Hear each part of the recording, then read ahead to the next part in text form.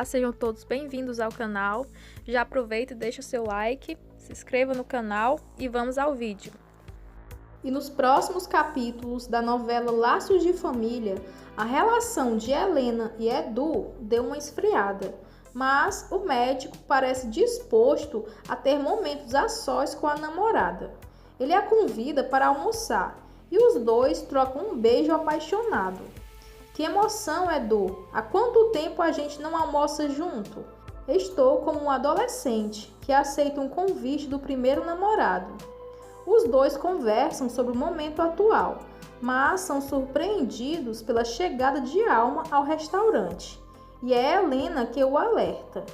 E não estamos a sós. Tua tia acabou de entrar, avisa ela.